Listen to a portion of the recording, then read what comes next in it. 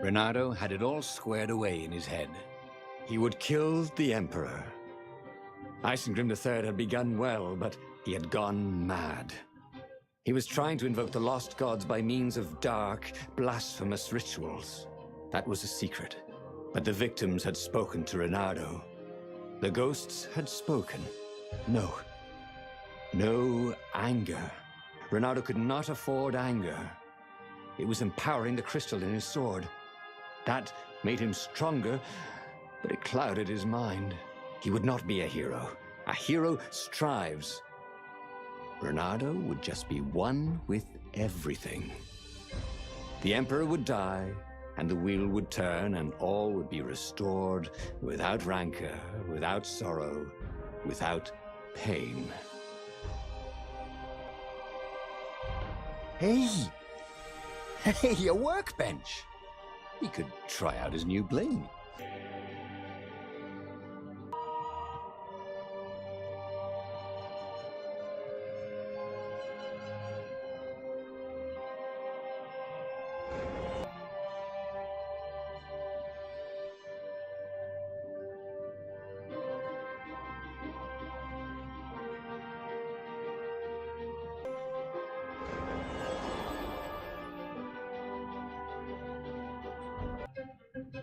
What were these poles exactly? Parking meters from the time of the lost gods?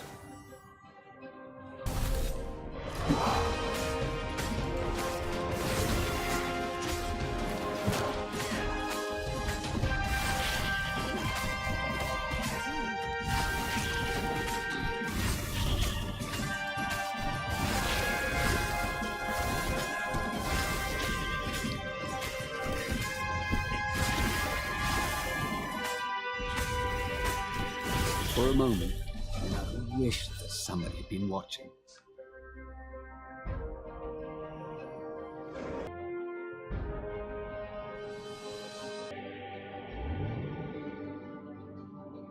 A very clever engineer named Elon Muskrat had got his start making floating platforms. Not many people knew that.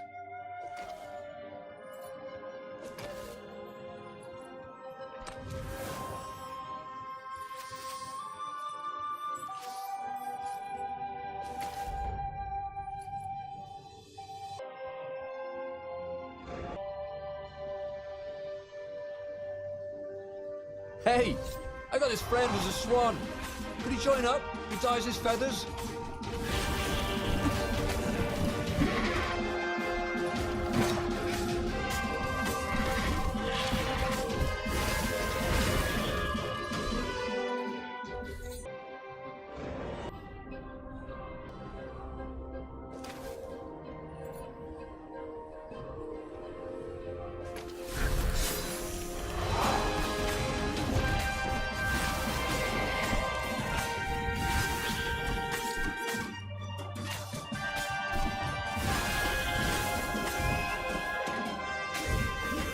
Renato felt surprisingly unwounded.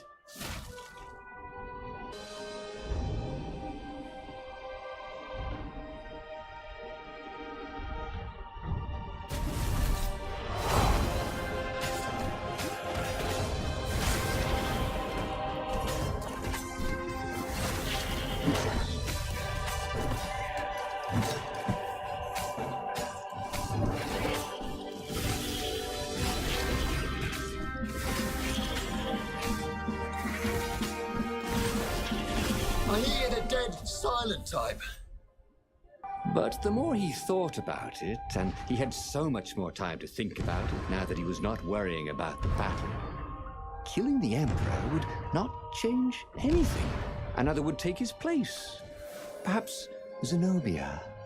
Perhaps the Speaker of the Rebel Council, and power would corrupt them too, and death would make grief, and grief would lead to hatred.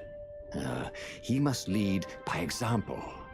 Reject the violence. Reject the desire to create violence. But how?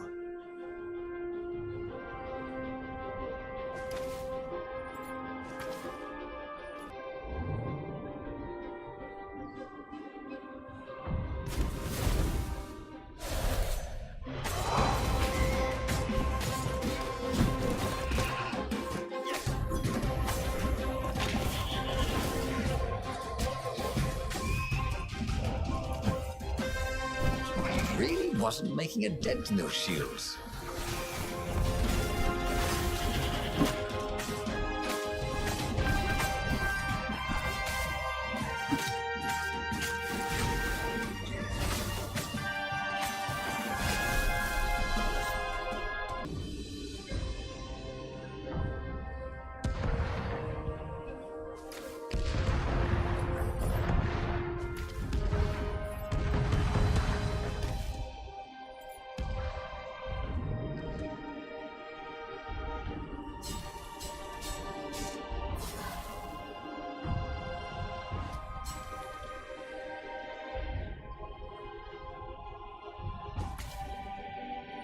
Soon he'd confront the Emperor.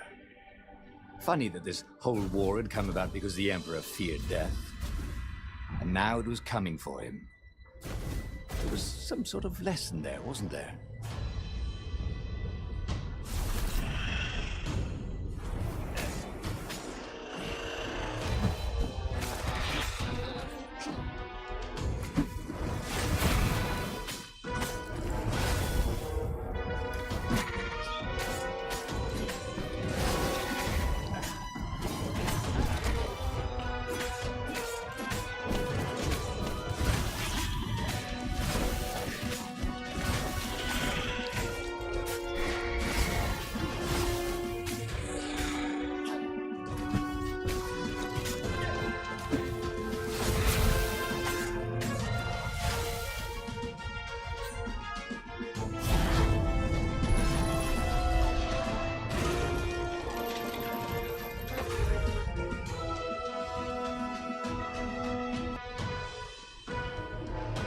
Finally, he came to the Emperor's ship.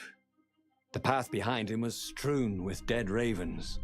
The path to enlightenment. His mistake, he realized, was trying to change the world. The world would spin and the wheel would revolve whether he strove against it or not. What he had to do was nothing. He had attained enlightenment. He sat down, adopted a full lotus position, and began to meditate. And all around him, the warriors stopped fighting too. They knew. They could feel his enlightenment. They gave up fighting, dropped their weapons, and became his disciples. No, just kidding. The nearest raven stabbed him with a sword and then chopped off his head. I might not have thought this through properly. Thought Renado's head as it rolled around the deck and died. Renato stared at the book. He was still alive. Again. And still only flying away from burning Ubar. Had he lived that adventure? Or only dreamt it? Had he really died? It felt so real, not like a dream at all. And he'd lost again. Oh, he hated that. But he had made different choices. And he'd lost in a different way. It was the book, wasn't it? Oracles showed you your destiny. But this was showing him different ways he could die miserably. Thanks a bunch, book, he thought. But these were destinies that he did not have to fulfill. But he'd learn another true thing. The Iblis Stone was evil. It would try to corrupt anyone who used it.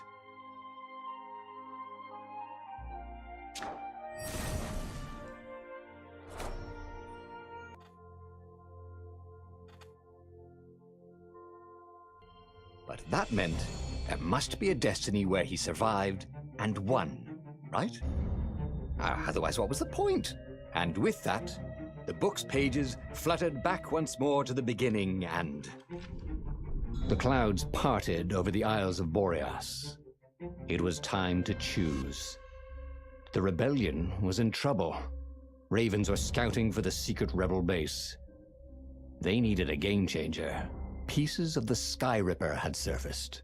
Or so a scholar in the mountains had told him. Surely the weapon that banished the lost gods could defeat the Emperor. Also, a temple had risen out of empty desert. The Iblis Stone was hidden there. It was a dangerous artifact. It could corrupt its user into a bloodthirsty monster. Maybe he could find a way to use it. to take its power without surrendering to its wickedness. And also, his old friend Lapino needed rescuing. Of course, Renato had a pretty strong suspicion that Lapino had betrayed the rebellion. But could Renato really leave an old friend to the Ravens?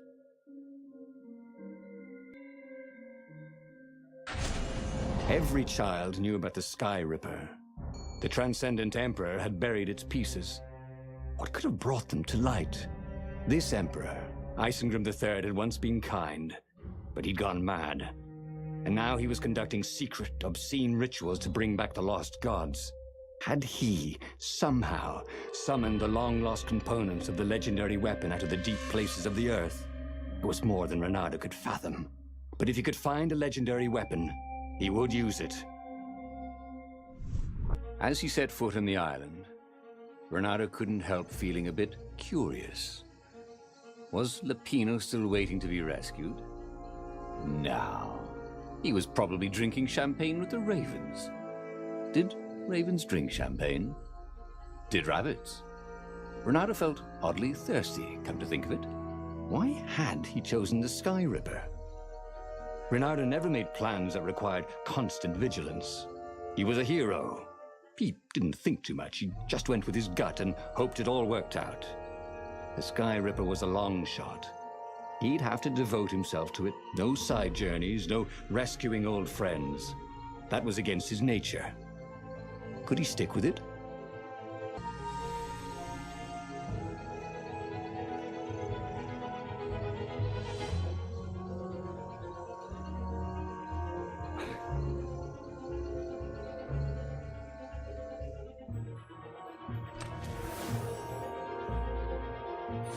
Ooh, Renato loved to improve his gear.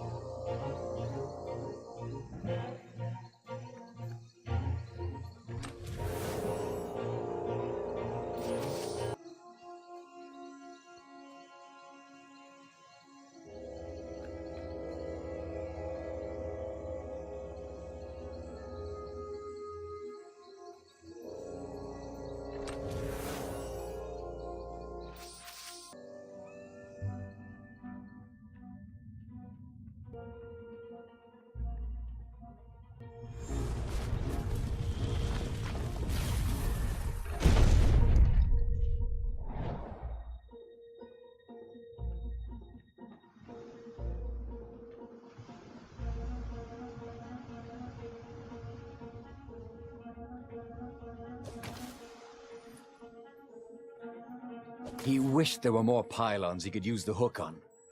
They really needed to construct additional pylons.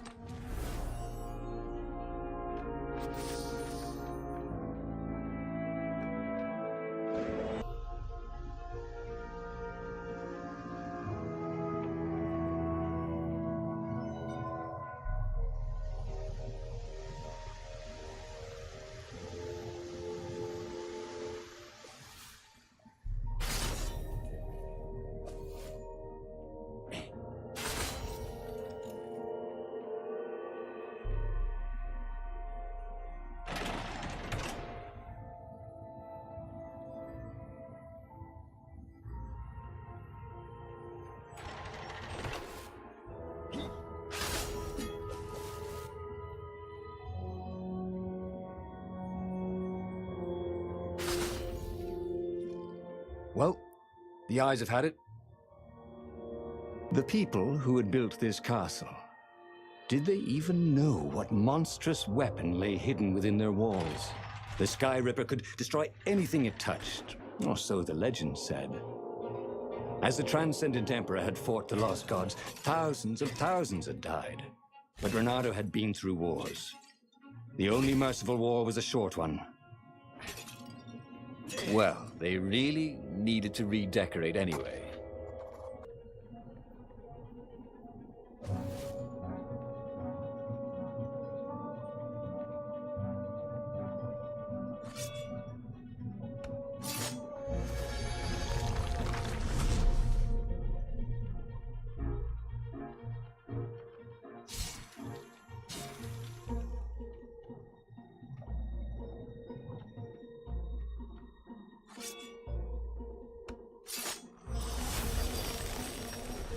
You never knew where the road would take you, thought Renato.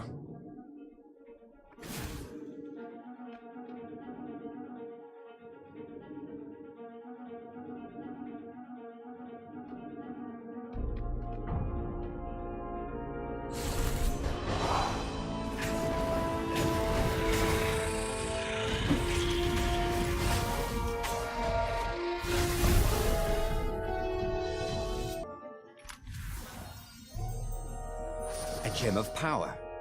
Ooh, you didn't find those every day.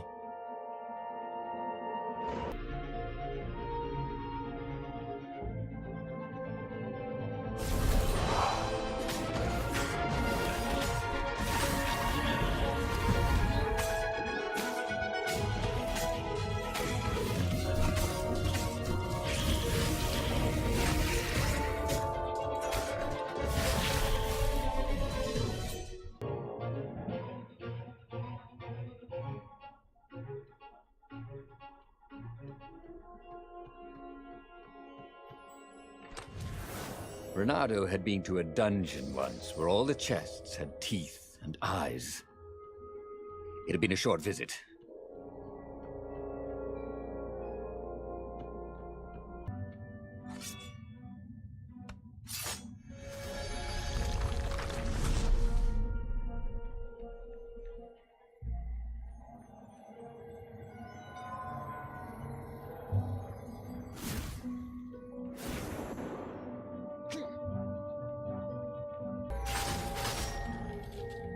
Renato hated gogglers.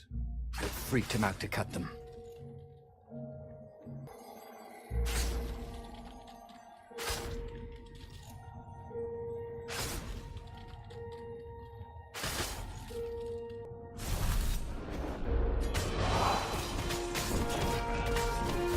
I think this is yours, said Renato, but he couldn't hear his enemy's answer.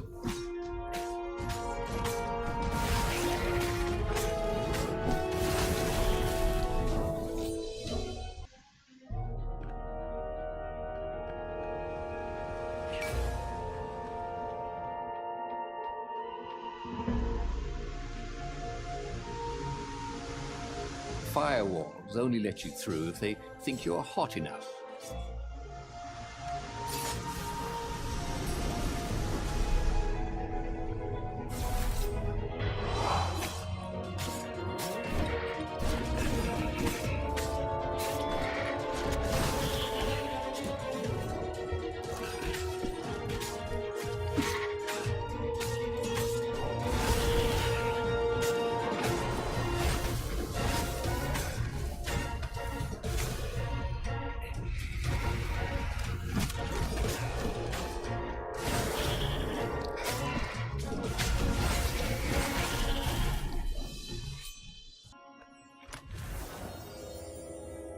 His sword fu teacher used to say power gems were cheating. Stupid old fart. That had been his mistake before, thinking he could win a battle of wills with an ancient evil all by himself.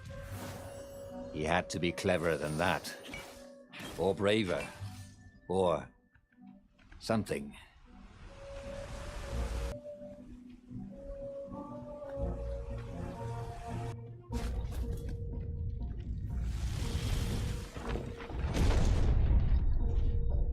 There it was. Skyripper's armature. The stuff that dreams are made of. Engineers' dreams, anyway. The device was intricate.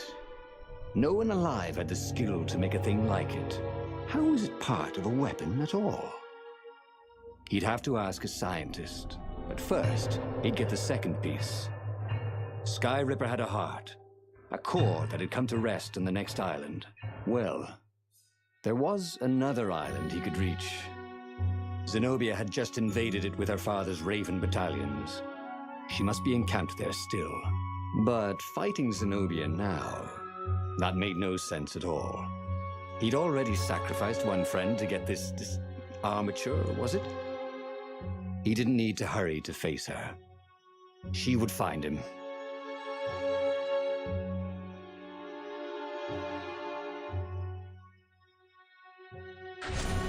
It was a no-brainer.